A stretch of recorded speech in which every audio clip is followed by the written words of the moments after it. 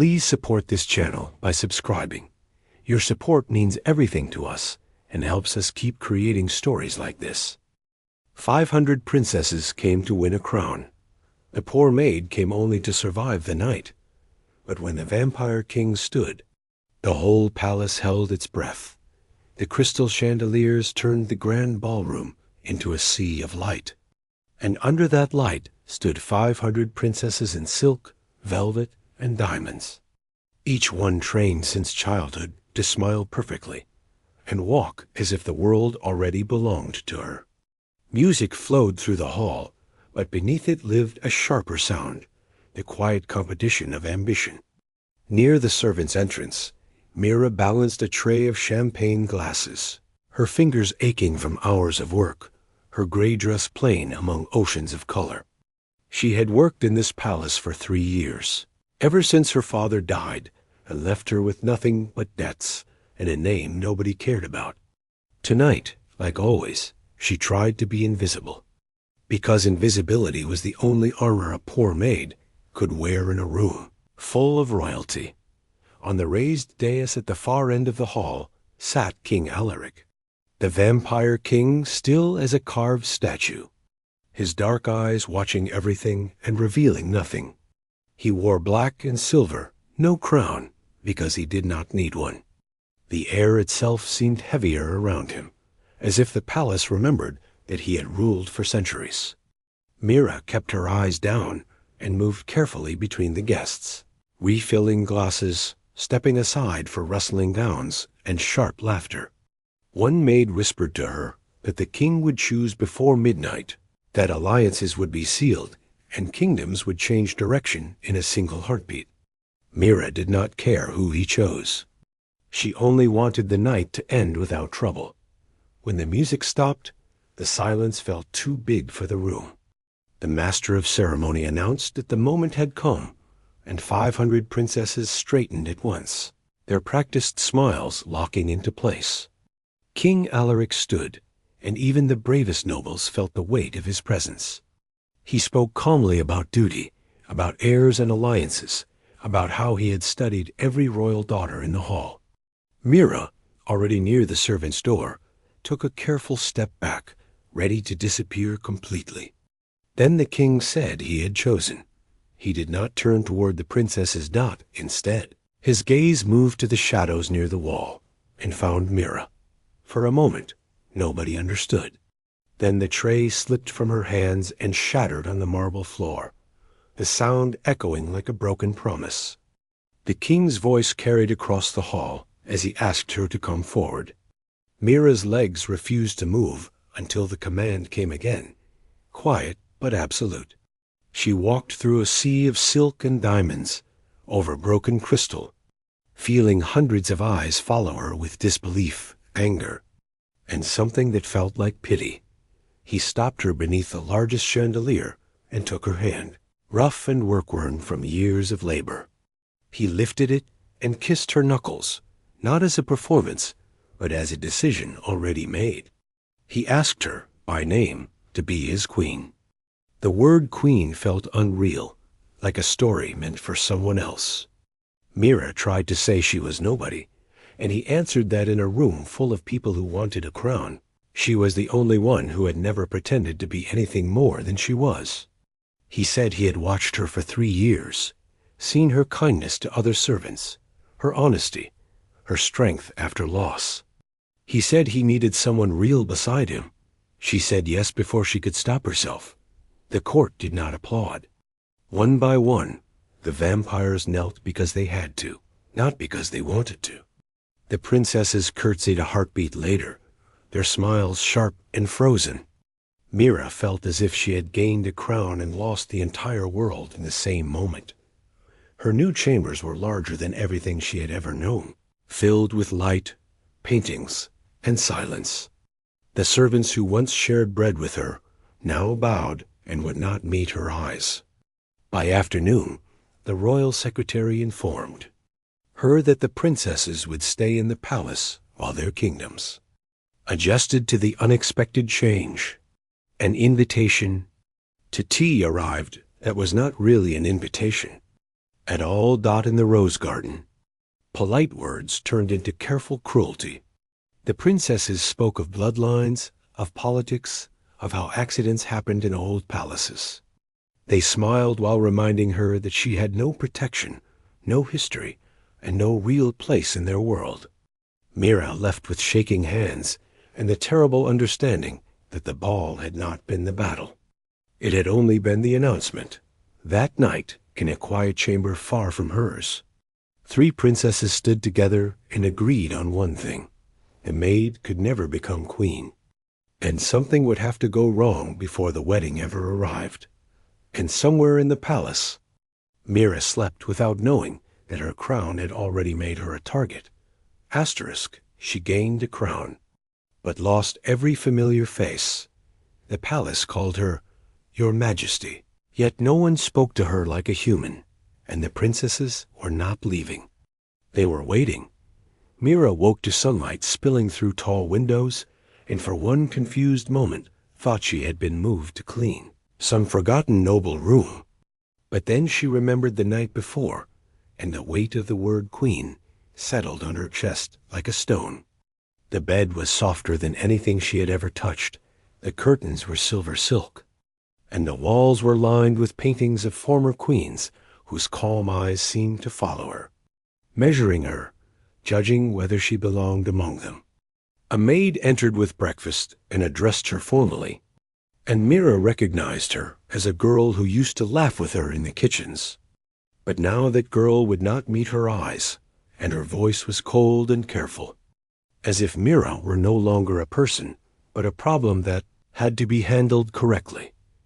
When Mirra stepped into the corridors later that morning, escorted by a quiet guard, she felt the palace watching her. Servants bowed, nobles stared, and whispers followed her like shadows. She tried to walk the way Lady Ashen, the strict etiquette instructor assigned to her, had shown her, shoulders back, shin level, steps calm and measured, but inside she felt like she was wearing someone else's life. By noon, Lord Vaylor, the king's silver-haired secretary, came to explain the consequences of her sudden rise. Several kingdoms had expected marriages, trade routes had been promised, and old agreements were now broken. The princesses, he said politely, would remain in the palace for some time while their families decided what to do next. Mirra understood the unspoken truth immediately. They were not here as guests. They were here because of her. The invitation to tea arrived in the afternoon on thick, cream-colored paper with elegant writing and no room for refusal. The rose garden was beautiful and quiet, and 6 princesses waited there around a white table as if they had planned the scene for days. They greeted her with perfect smiles and perfect manners, and for a moment Mirra almost believed that perhaps things could be peaceful. But the way they watched her, the way they moved together and paused together, made her feel like a bird that had landed among cats. They spoke about the ball, about how surprising everything had been, about how many years of diplomacy had just disappeared in one night. Their words were gentle, but every sentence carried a sharp edge. They talked about bloodlines, about training, about what a queen was supposed to be, and finally about how fragile life in a palace could be, how old stones cracked, how people sometimes slipped and fell. Mirra listened, trying to answer politely, trying not to show fear, but her hands shook when she lifted her teacup, and she did not drink. When she stood to leave, their smiles followed her like knives. She walked back to her chambers feeling smaller than she had as a maid, because at least then nobody cared enough to hate her. Now she felt surrounded by quiet hostility and beautiful danger.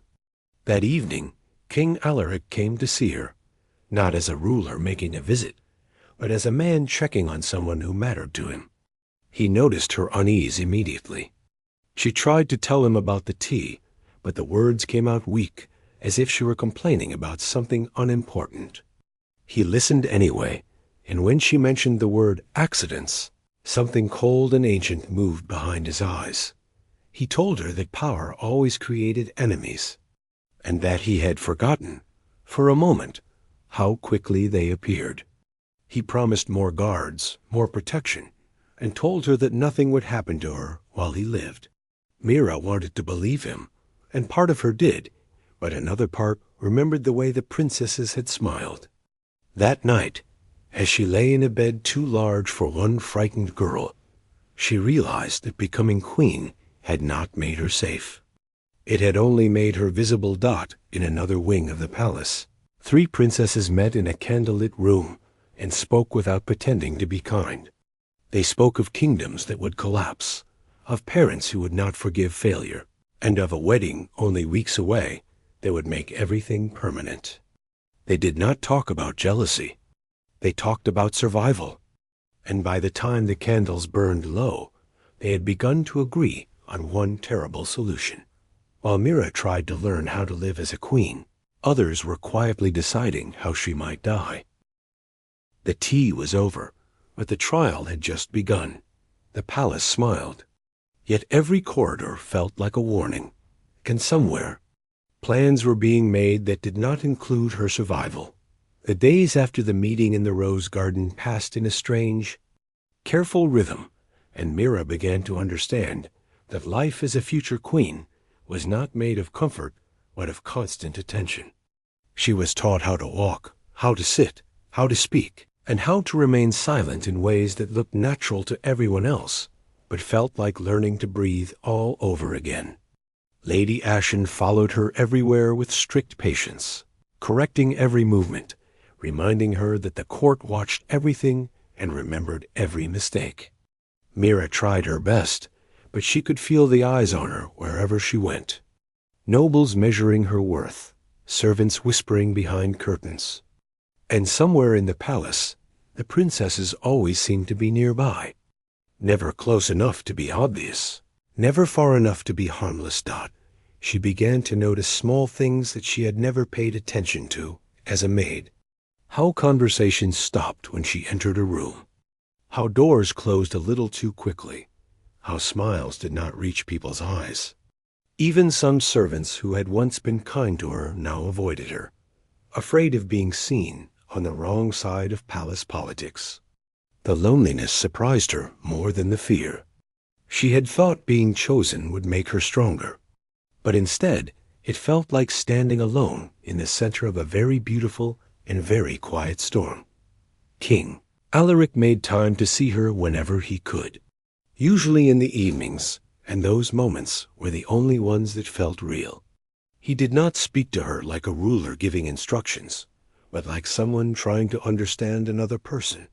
He told her stories about the palace, about past queens, about how power always changed the shape of people's lives, whether they wanted it or not. Mirra listened and slowly began to realize how heavy the crown already was on his shoulders. He had enemies who bowed to him, allies who waited for weakness, and responsibilities that never slept. For the first time, she saw not only the king but the man behind him, and that made her want to be brave in ways she had never needed to be before. But bravery did not make the palace safer. One afternoon, while practicing her steps in an empty gallery, she noticed that one of the tall windows had been left open, even though the weather was cold and the wind was strong. It was a small thing, but something about it felt wrong. When she mentioned it to the guard, he closed it immediately and looked unsettled, as if he, too, had noticed things that did not quite make sense. From that day on, Mirra began to watch the palace the way the palace watched her in another part of the castle. 3 princesses met again, this time without wine or polite words. They spoke of letters from home that were growing more demanding, of fleets and borders and councils that were losing patience. They spoke of the wedding date that was approaching like a locked door.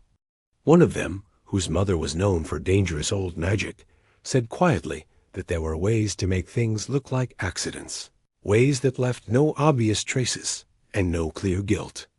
They did not celebrate the idea. They accepted it the way people accept storms. They chose a place that everyone used and no one questioned, a grand staircase of white marble that had carried kings and queens for centuries. They chose a day when the court would be full when witnesses would be everywhere, and when no one could easily be blamed. They told themselves they were not murderers, that they were protecting their kingdoms, their families, and their futures. By the time they left the room, the decision felt final, even to them. Mirra, unaware of the details, but no longer unaware of the danger, asked King Alaric one evening what she should do if someone truly wanted her gone. He did not answer immediately. Then he told her something she had never heard from anyone powerful before. Do not assume walls will protect you. Do not assume smiles mean safety. And never assume the ground beneath your feet is solid. He promised to increase the guards, but he also promised something else. That he would teach her how to notice danger before it became too late.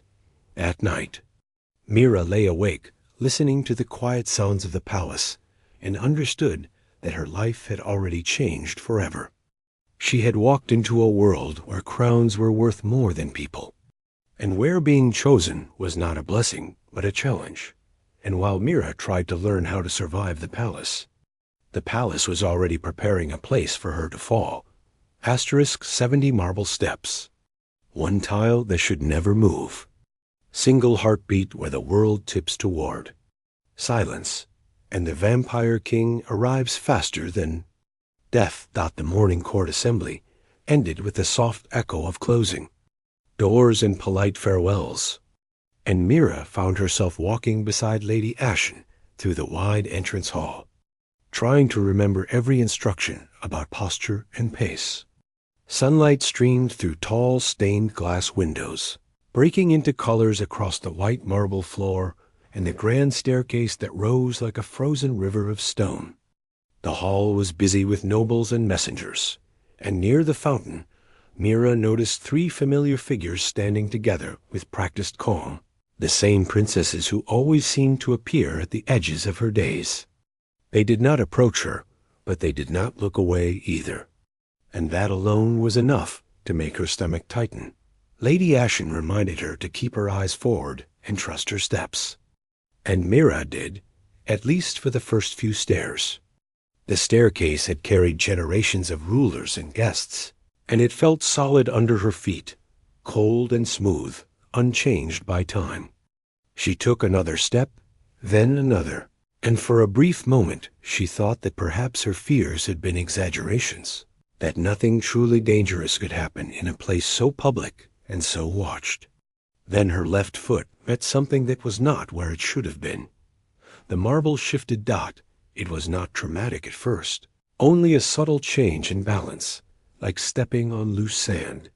Then the edge of a tile cracked with a sound that seemed far too loud, and her ankle twisted as her weight moved forward. The world tilted, and suddenly the staircase was no longer something she walked on, but something she was falling down. She reached out, her breath leaving her in a silent gasp, and saw 70 steps waiting below like a promise of broken bones and darkness. She did not hit the marble. Arms caught her in midair, strong and impossibly fast, and the fall simply ended. For a heartbeat, everything was still, and Mirra realized she was being held, one arm under her knees, the other supporting her back, as easily as if she weighed nothing at all. She looked up and saw King Alaric's face close to hers, calm but changed, his eyes darker than she had ever seen them. "I have you," he said quietly. And only then did she realize she was shaking. He set her down on a secure step and turned back to the place where the tile had broken. Lady Ashen stood pale and silent, staring at the cracked marble.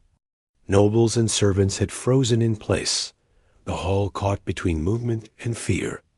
The king knelt and touched the stone, his fingers tracing the unnatural angle of the tile. And when he stood again, the warmth in his eyes was gone, replaced by something ancient and cold. "This tile was sound yesterday," he said, and his voice carried to every corner of the hall. Someone tried to suggest that the palace was old and accidents happened, but Alaric did not look away from the broken step. He spoke of centuries, of millions of footsteps, of how this staircase had never failed before. Then his gaze moved across the crowd, reading faces the way a hunter reads tracks in snow. Near the fountain, 3 princesses stood very still, their perfect composure showing the first thin cracks. "Clear the hall," the king commanded. Everyone except the engineers and the head of security. Now. The hall emptied quickly, leaving echoes behind. Alaric took Mirra's hand and led her not back to her chambers, but to his private study, a quiet room filled with books, maps, and the steady comfort of a fire. He knelt again to examine her ankle, his touch careful and gentle, and asked if it hurt. She said only a little, because the truth felt too close to fear. "You almost didn't reach me in time," she said. His jaw tightened. "Another second, and you would have fallen too far." She wanted to say it had been an accident. He looked up at her and said her name, as if it were a warning. He told her she was not safe, that choosing her had made her a target, and that guards and walls were not always enough. When she tried to suggest that perhaps he should choose someone else, someone easier, he said no with a finality that left no space for doubt. Then he moved behind her and began to show her how to stand, how to shift her weight, how to react if someone tried to push her or make her stumble again. It was not a lesson in elegance. It was a lesson in survival. That night, Mirra lay awake, listening to the palace breathe, and tried to believe she was safe. When a soft click came from the sitting room window, she sat up, every nerve suddenly awake. And in the darkness beyond her door, someone was already testing how easily a locked room could be entered. Asterisk. The palace doubled its guards, but danger does not always come through doors. The maid began to learn how to survive, not how to rule. And at midnight, something proved that walls can still be crossed. Mirra did not sleep that night. Not really, and when the palace finally grew quiet, she lay listening to every small sound, every distant footstep, every shift of stone that might mean someone was coming for her. The physicians had wrapped her ankle and said it would heal, but the pain was not what kept her awake. It was the memory of the staircase and the way the marble had moved under her foot, and the knowledge in King Alaric's eyes when he said it was not an accident. The guards outside her chambers changed shifts at midnight, and she heard their low voices and the echo of boots in the corridor. And for a moment she told herself that this was enough, that no one could reach her now. Then a soft sound came from the sitting room. It was not loud, not dramatic, just the quiet click of a latch being touched by someone who did not want to be heard. Mirra sat up in bed, her heart suddenly beating too fast, and for a moment she could only listen, afraid that moving would make the sound return. The door between her bedroom and the sitting room was closed, and the heavy curtains hid the balcony doors beyond it. She reached for the small bell on the table beside her bed, the one meant to call guards, but she did not ring it yet. She remembered Alaric's lessons about watching first, about not assuming anything. The sound did not come again, and after a long shaking minute, she told herself it had been nothing. Perhaps the palace settling or the wind. Still, she did not sleep. When morning came, she looked tired and felt older than she had the day before. King Alaric did not miss it. He listened to her quietly when she told him about the sound, and his expression did not soften. Instead, he ordered more guards, not just outside her door, but on the balcony ledges and in the corridors that connected the wings of the palace. He did not say it aloud, but Mirra could see the anger beneath his calm. Someone had tested the edge of his protection, and he did not like it. The palace responded the way palaces always did, with whispers and careful looks. Some said the king was becoming overprotective. Some said the future queen was weak. Some said the princesses would never dare to do anything so obvious. Mirra learned to hear all of it and pretend she did not. Instead, she practiced. Every afternoon, in a quiet room of the king's study, Alaric taught her how to notice the way a person moved before they pushed, how to keep her balance, how to fall without breaking. and how to make it harder for anyone to guide her where she did not want to go. She was not becoming a fighter. She was becoming harder to kill. The princesses continued to appear in public, always perfect, always polite. They expressed concern for Mirra's accident, sent flowers, and spoke of how frightening it must have been. Their kindness felt heavier than open cruelty. Mirra watched them the way Alaric had taught her, and sometimes she thought she saw tension in their smiles, as if they were waiting for something that had not happened yet in a distant wing of the palace. 3 women met again, in spoken voices that did not rise. They had expected the staircase to solve their problem. They had not expected the king to be there at the exact moment. One of them said it was fate. Another said it was bad planning. The third said it did not matter, because there were always other ways, and the wedding was getting closer. They spoke of patience now, of waiting for a better opportunity, of using fear and exhaustion as tools. A frightened person, one of them said, made mistakes. That evening, Mirra stood at the window of her chambers and looked out over the palace lights, wondering how a place so beautiful could feel so hostile. She thought of her old room near the kitchens, and how small it had been, and how safe it felt compared to this. When she turned away from the window, she noticed something on the floor near the sitting room door, a thin mark on the stone, as if something sharp had scraped it very lightly. She did not touch it. She called the guards. They found nothing else, no intruder, no open door, no clear sign of how anyone could have entered or left. But King Alaric's face told her that he did not believe in coincidences anymore.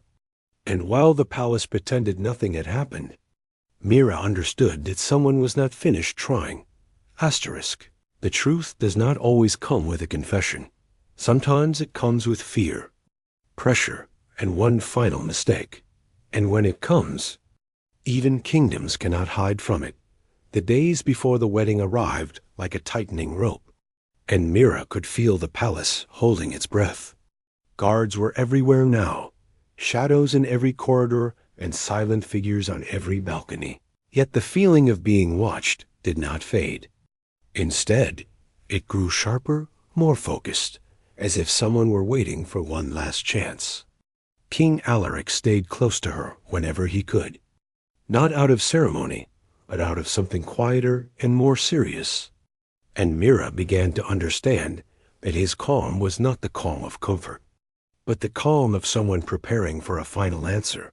The court continued as if nothing were wrong. Invitations were sent, banners were hung, and musicians practiced in the great halls. The princesses remained in the palace, polite, flawless, and outwardly accepting of what could not be changed. But Mirra had learned to watch more than faces. She watched hands, footsteps, the way people paused when they thought nobody was looking. And slowly, patterns began to form. It was Lord Vaylor, the king's secretary, who brought the first real crack in the silence. He came one evening with reports from the palace engineers about the staircase tile. The stone, they said, had not simply broken. It had been weakened, subtly, carefully, in a way that could only be done on purpose. Alaric did not react in anger. He reacted like a judge who already knows the answer and is only waiting for proof. Instead of arrests, he chose patience. The next day, he announced a final public rehearsal for the wedding procession. A symbolic walk through the palace meant to reassure the court and the visiting nobles. Everyone would attend. Everyone would watch. And Mirra would walk the same grand staircase again. Fear tried to rise in her, but Alaric held her hand and told her quietly that she would not be alone, not for a single step. The hall was full, brighter than ever, filled with nobles, ambassadors, and servants pretending this was only a celebration. Mirra walked slowly, her ankle healed, her posture steady, her eyes forward.